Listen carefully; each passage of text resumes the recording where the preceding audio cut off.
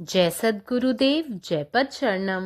मेरे सद्गुरु की वाणी परम संत महात्मा यशपाल जी महाराज का प्रवृत्ति में निवृत्ति गृहस्थ धर्म के लिए श्रीमद् भगवद गीता का गीता सुधा भाष्य अध्याय 6 श्लोक 31। सर्वभूतस्थितं यो मां भजत एकत्वमास्थितः सर्वथा वर्तमानोऽपि स योगी मयि वर्तते।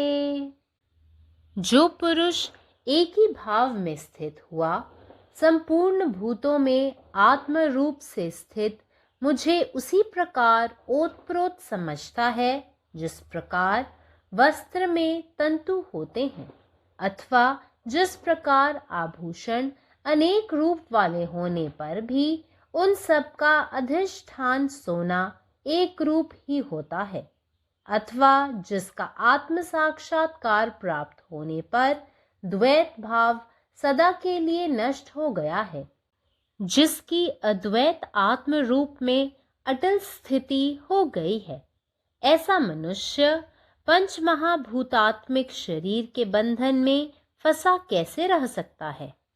वह तो आत्मानुभव के प्रभाव से वही व्यापकता प्राप्त कर लेता है जो मुझ में है। अब यदि वह शरीरधारी भी हो तो भी उसे शरीर का अभिमान नहीं होता, और यह बात यदि शब्दों द्वारा स्पष्ट रूप से बतलाई जा सकती तो अवश्य ही बतला दी जाती। सर्वदा और सर्वत्र उसके ज्ञान में आत्मा के सिवा और कुछ रह ही नहीं जाता।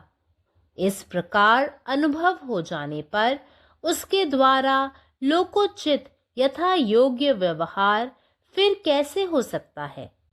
छुरी, तलवार, हथौड़ा, कैंची, पेचकस, कढ़ाई, तार आदि में एक लोहे का प्रत्यक्ष अनुभव होने पर, पैंट, कमीज, बनियान, धोती, चादर में एकमात्र सूत के तंतु का प्रत्यक्ष अनुभव होने पर भी जैसे उन सब का यथा योग्य व्यवहार किया जाता है, वैसे ही भगवत प्राप्त भक्त के द्वारा सर्वत्र और सब में भगवान को देखते हुए ही सबके साथ शास्त्रानुकूल यथा योग्य व्यवहार हो सकता है।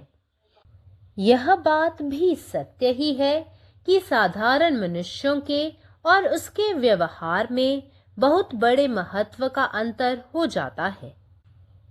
He who being established in the knowledge of super soul within all creatures and himself abides in unity, for whom duality is vanished forever, who worships me, that is, who has realized me as the self of all, dwells always in me, whatever his mode of living may be, he is ever liberated.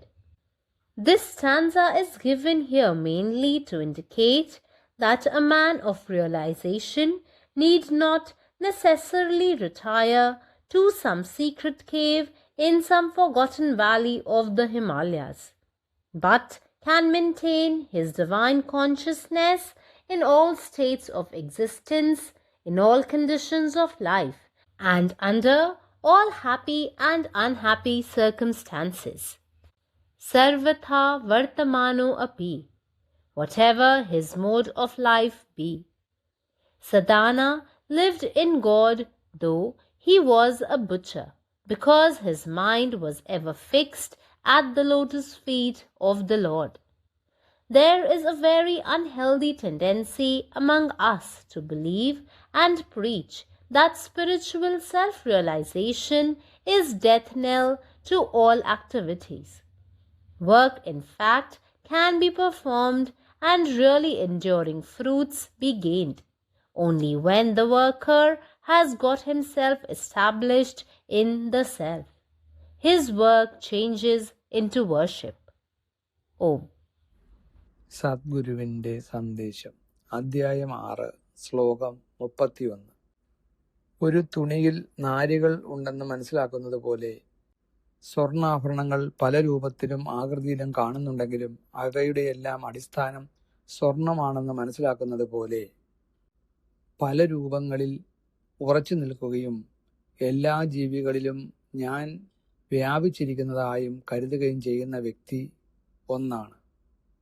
അല്ലെങ്കിൽ ആത്മസാക്ഷാത്കാരം നേടിയതിനു ശേഷവും ദ്വൈതഭാവം എന്നേക്കുമായി നശിപ്പിക്കപ്പെട്ടവനും ദ്വൈതമല്ലാത്ത ആത്മാവിൽ അചഞ്ചലമായ സ്ഥാനം സ്ഥാപിച്ചവനുമായ ഒരാൾക്ക് എങ്ങനെ ആത്മാവിൻ്റെ പഞ്ചഭൂതങ്ങളുടെ ബന്ധനത്തിൽ കുടുങ്ങിക്കിടക്കാൻ കഴിയും? ആത്മസാക്ഷാത്കാരത്തിൻ്റെ സ്വാധീനത്താൽ അവൻ എൻ്റെ ഉള്ളിലുള്ള അതേ സർവ്വവ്യാപിത്വം കൈവരിക്കുന്നു. ഇപ്പോൾ അയാൾക്കൊരു ശരീരമുണ്ടെങ്കിലും അവൻ തൻ്റെ ശരീരത്തെക്കുറിച്ച് അഭിമാനിക്കുന്നില്ല. ഇത് വാക്കുകളിൽ വ്യക്തമായി പറയാൻ കഴിയുമെങ്കിൽ അത് തീർച്ചയായും പറയപ്പെടുമായിരുന്നു. എപ്പോഴും എല്ലായിടത്തും അവൻ്റെ അറിവിൽ ആത്മാവല്ലാതെ മറ്റൊന്നും അവശേഷിക്കുന്നില്ല. അത്തരമൊരു അനുഭവം ഉണ്ടായാൽ ലോകത്തിന് അനുയോജ്യമായ രീതിയിൽ അയാൾക്ക് എങ്ങനെ പെരുമാറാൻ കഴിയും? ഒരു കത്തി, വാൾ, ചുറ്റിക, കത്രിക, സ്ക്രൂ ഡ്രൈവർ തുടങ്ങിയവയിൽ ഇരുമ്പിൻ്റെ അംശം ഉണ്ടെന്ന് മനസ്സിലാകുന്നത് പോലെ, അഥവാ pant, shirt, waste, dhoti, bedsheet തുടങ്ങിയവയിൽ ഒരു പഞ്ഞിനൂലിൻ്റെ സാന്നിധ്യം അനുഭവപ്പെടുന്നത് പോലെ ഈശ്വരപ്രാപ്തി നേടിയ ഒരു ഭക്തൻ എല്ലായിടത്തും എല്ലാവരിലും ഈശ്വരനെ കാണുമ്പോൾ മാത്രമേ വേദങ്ങൾക്കനുസൃതമായി എല്ലാവരോടും ഉചിതമായി പെരുമാറാൻ കഴിയൂ. അവൻ്റെയും സാധാരണ മനുഷ്യരുടെയും പെരുമാറ്റത്തിൽ കാര്യമായ വ്യത്യാസമുണ്ടെന്നതും സത്യമാണ്. പരമാത്മാവ് നീ തന്നെ, നിന്റെ ഇഷ്ടം പൂർണ്ണമാകട്ടെ. ജയ് സദ്ഗുരുദേവ്, जय पदशरणम. जय गुरुदेव, जय पदशरणम. अध्याय 6, श्लोक 31. जो एकात्मतेमध्ये स्थित आहे आणि मला सर्व प्राण्यांमध्ये व्यापणारा आत्मस्वरूप मानतो, जसे वस्त्रांचे तंतू असतात किंवा सर्व प्राण्यांचा पाया म्हणून जरी अलंकारांना अनेक रूपे असली तरी शेवटी तो एक रूप सोन्याचाच आहे.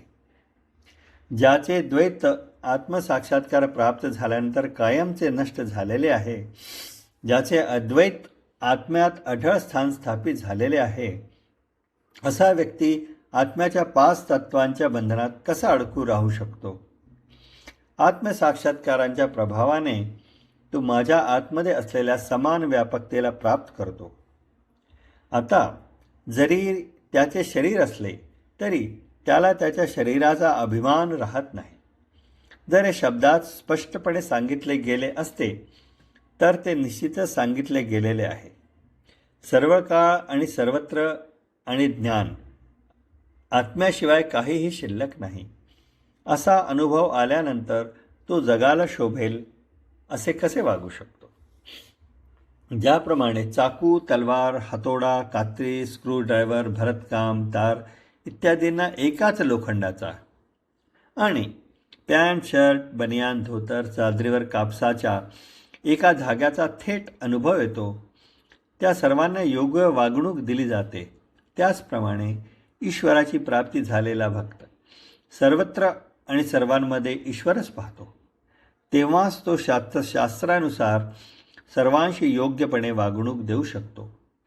हे देखील खरे आहे की त्याच्या आणि सामान्य मानवांच्या वर्तनात लक्षणीय फरक आहे. जय गुरुदेव. నా సద్గురు సందేశం గీతాసుధ పరసత్ మహాత్మా శ్రీ ఎస్ బాజీ మహారాజు వారిచే ప్రతిపాదించబడిన ప్రభుత్వ నివృత్తి గృహస్థ మార్గంలో గీతా భాష్యము అధ్యాయము 6 ఆత్మ సంయమ యోగము శ్లోకం 31. సర్వభూత స్థితం యోమ భజత్యేకత్వమా స్థితః సర్వథా వర్తమానోపి స యోగి మయి వర్తతే. ఏ విధంగా వస్త్రమందు దారములు ఉంటాయో లేదా ఆభూషణములు అనేక రూపములు కలిగినప్పటికీ కూడా వాటిన్నిటికీ బంగారం ఒకటే ఎలా ఆధారమో, ఎలా ఆత్మసాక్షాత్కారం పొందిన పిమ్మట ఎవని ద్వైతభావం శాశ్వతంగా నశించినదో, అద్వైత ఆత్మస్వరూపంలో సుదృఢ స్థితి ఎవరికి కలిగిందో, అలాగే సమస్త ప్రాణులందు ఆత్మస్వరూపంతో ఈ విధమైన ఐక్యభావంతో నిలిచి ఉన్నట్టుగా ఎవరైతే అర్థం చేసుకుంటారో అటువంటి మానవుడు పంచమహాభూతాత్మక శరీరంలో ఎలా బంధించబడి ఉంటాడు?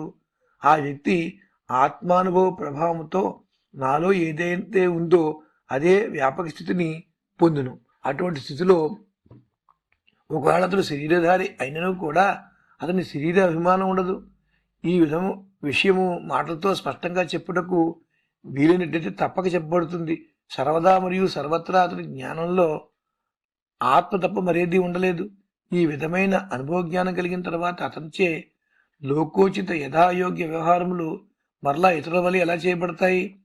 బాకు, కత్తి, సమ్మెట, కత్తెర, మరచీరలు, తీయు సాధనం అంటే స్క్రూ డ్రైవర్, బాణలి, తీగ మొదలు వాటిలో ఒకే లోహం యొక్క ప్రత్యేక అనుభవం కలిగినను, అలాగే ప్యాంటు, చొక్కా, బనీను, పంచె, దుప్పటి మొదలు వాటిలో నూలు దారాలే ఉన్నట్టు ప్రత్యక్ష అనుభవం కలిగినను కూడా ఏ విధంగా వాటన్నిటిచే యథోచిత వ్యవహారము జరపబడతాయో అదేవిధంగా భగవత్ ప్రాప్తి పొందిన భక్తునిచే సర్వత్రా మరియు సమస్తములోనూ భగవాన్ని చూడబడుచున్నప్పటికీ అన్నిటితోనూ శాస్త్రానుకూలంగా యథోచిత వ్యవహారములు జరపబడుతూ ఉంటాయి.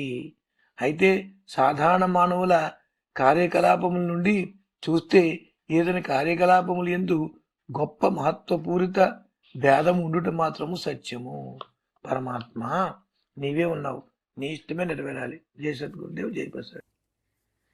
सर्वभूत स्थितं यो मां भजत्येक त्वमास्थितः सर्वथा वर्तमानोऽपि स योगी मयि वर्तते।